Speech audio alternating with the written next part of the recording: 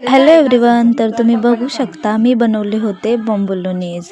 तर इतके सॉफ्ट आणि फ्लफी झाले होते ना, सगळ्यांना खूप खूप जास्त आवडले होते. चला तर मग बघूया त्याची डिटेल रेसिपी. तर सगळ्यात आधी मी इथे मैदा आणि पिठी साखर योग्य प्रमाणात मेजर करून घेतले. तुम्ही जर घरातली साखर वापरणार असाल ना, तर ते मिक्सरला बारीक करून घ्या. त्यानंतर इथे मी मीठ टाकून व्यवस्थित मिक्स करून घेतले. इथं ना मी आधीच ईस्ट फर्मेंट करायला ठेवलं होतं. त्यामध्ये मी कोमट पाणी 1 कप आणि त्यामध्ये 5 ग्रॅम ईस्ट आणि 1 टेबलस्पून साखर टाकून मिक्स करून 1 तासासाठी फर्मेंट करायला ठेवून दिलं होतं. आता आपल्या ह्या ड्राय इन्ग्रेडियंटमध्ये हे पाणी हळूहळू ओतून घ्यायचं आणि मिक्स करत राहायचं. त्यानंतर हे पीठ मी एका ताटामध्ये ट्रान्सफर करून घेतलं. मला ना हे पीठ थोडं पातळ वाटत होतं, त्यामुळे मी ह्यामध्ये मैदा आणि पिठी साखर थोडीशी टाकून घेतली. बघा, मगासपेक्षा हे पीठ जरा आता जास्त वाटतंय. त्यानंतर इथं मी तेल किंवा बटरचा यूज न करता डालडा यूज केला आहे.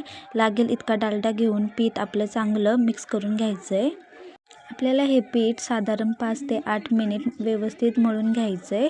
लागेल इतका डालडा घेऊन हे पीठ मी मळत होते. तुम्हाला जर मला बोंबोलोनीची ऑर्डर्स द्यायची असेल ना, तर ती 1 ते 2 दिवस आधी द्या. कारण तुम्ही बघू शकता बोंबोलोनीज बनवायची प्रोसेस साधारण 4 ते 5 तासाची असते. त्यामुळे ना ह्याला खूप टाईम लागतो. त्यामुळे ऑर्डर द्यायची असेल तर लवकर द्या. तर बघू शकता इथे मी पीठ अशा प्रकारे चेक करते की परफेक्ट झालेलं आहे की नाही. अशा पद्धतीने केल्यावर जर पीठ फाटत असेल ना, तर ते अजून मळायला पाहिजे आणि जर असं ट्रान्सपरंट व्यवस्थित झालं ना, तर आपलं बॅटर ओके परफेक्ट झालेलं आहे. आता हे बॅटर मी थोडंसं घुसमळून घेऊन ज्या भांड्यामध्ये आपण आधी पीठ घेतलं होतं त्याला थोडासा डालडा लावून मी त्यामध्ये पीठ ठेवून घेतलं आणि त्याला देखील वरून डालडा लावला. त्यानंतरनं एका क्लीन रॅपच्या हेल्पने मी हे पॅक करून घेते. तुमच्याकडे जर असा रॅपर नसेल ना, तर एखादी प्लेट किंवा कापड देखील टाकू शकता. हे व्यवस्थित मी आता पॅक करून घेते. यामध्ये अजिबात गॅप नाही राहिला पाहिजे. आता थंडीचे दिवस आहेत, त्यामुळे मी एका कापडाने त्याला पॅक करून घेते, जेणेकरून त्याला एक चांगली ऊब मिळेल. साधारण 2 तासानंतर तुम्ही बघू शकता आपलं पीठ किती छान प्रकारे फर्मेंट झालं आहे. ह्याला एक हलकासा पंच मारून त्यातली एअर काढून घ्यायची आणि व्यवस्थित मळून घ्यायचं. इतकं छान आपलं पीठ फर्मेंट झालेलं ना, मी खूप खुश झाली होती. त्यानंतर मी आधीच्या ताटामध्ये हे ट्रान्सफर करून घेतलं आणि तेलाच्या हेल्पने चांगलं घुसमळून घेतलं. त्यानंतर आपण आता इथे बोंबोलोनीज तयार करायला घेणार आहोत. तर बघा, इथे असा एक पिठाचा गोळा घेऊन व्यवस्थित आपण बोंबोलोनीज तयार करून घेऊयात. इथे जर आपण गॅप नाही ठेवायचा, व्यवस्थित सील करून घ्यायची. यामध्ये अजिबात एअर राहता कामा नये. तर अशा प्रकारेच आपण सगळ्या बोंबोलोनीज तयार करून घेऊयात. तर बघा, इथे आपल्या एकूण 8 बोंबोलोनीज तयार झाल्या होत्या आणि इथे मी 4 डोनट्स देखील करून घेतले छोट्या छोट्या साईजचे.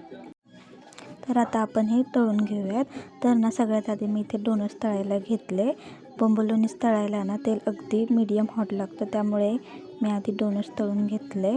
कारण का बोंबोलोनीजमध्ये मला अजिबात रिस्क नव्हती घ्यायची. तर बघा, आपले डोनट्स किती छान फुगून वर आलेत.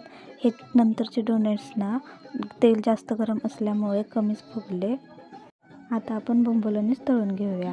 त्यासाठी ना बटर पेपर सहित आपल्याला ही तेलामध्ये तळण्यासाठी सोडून द्यायचे आणि साधारण 5 ते 10 सेकंद नंतर उलटून घेऊन हळुवारपणे बटर पेपर काढून घ्यायचा. त्यानंतर व्यवस्थित दोन्ही साईडने तळून घ्यायचे. बघू शकता इथे किती सुरेख रंग आलेला आहे. त्यानंतर अशाच प्रकारे आपण सगळ्या बोंबोलोनीज तळून घेतल्यात. ही बघा, ही माझी सगळ्यात फेवरेट बोंबोलोनीज होती. एकदम परफेक्ट व्हाईट रिंग आली होती तिला. त्यानंतर सगळ्या बोंबोलोनीजला व्यवस्थित शुगर कोट करून घेतले.